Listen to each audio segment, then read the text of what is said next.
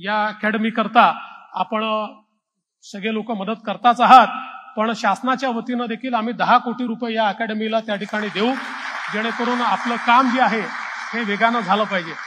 आता हे 10 कोटी रुपये अनाऊन्स करताना आमचा स्वार्थ पण आहे, कारण हे 10 कोटी रुपये तुम्हाला मिळायचे असतील तर ते डिसेंबरच्या सेशनमध्ये मिळू शकतील, आणि डिसेंबरच्या सेशनमध्ये मिळवायचे असतील आम्हालाच पुन्हा राज्यावर आणावं लागेल, त्याशिवाय काही तुम्हाला ते मिळू शकणार नाही.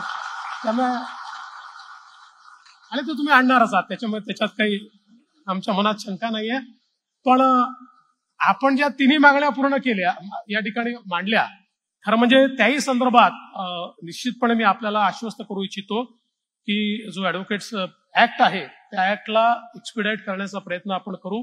मागच्या काळात काही थोड्याशा त्याच्यामध्ये अडचणी होत्या, पण आमचे सराफ साहेब आहेत आणि आमचे सराफ साहेब हे दोन्हीकडचं बॅलन्स करत असतात, त्यामुळे ते निश्चितपणे त्यातनं आपल्या सगळ्यांच्या मदतीनं हा जो ऍक्ट आहे हा लवकरात लवकर या ठिकाणी आपल्याला कसा करता येईल तो प्रयत्न आपला असेल.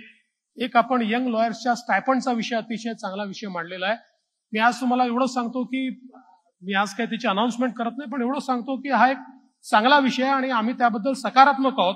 आम्ही जरूर त्या संदर्भातला जो काही सगळा विचार आहे तो पूर्ण करू, माननीय मुख्यमंत्र्यांशी देखील चर्चा करू आणि हा विषय देखील आपण निश्चितपणे मार्गी लावू.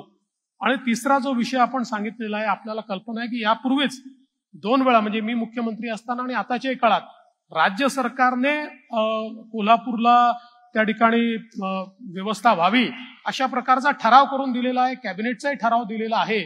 त्यामुळे आता हा सगळा बॉल हा बॉम्बे हायकोर्टच्या कक्षामध्ये आहे, हा चेंडू आता त्यांच्याकडे आहे. त्यामुळे आता आमच्याकडनं जे करायचंय ते आम्ही केलेलं आहे.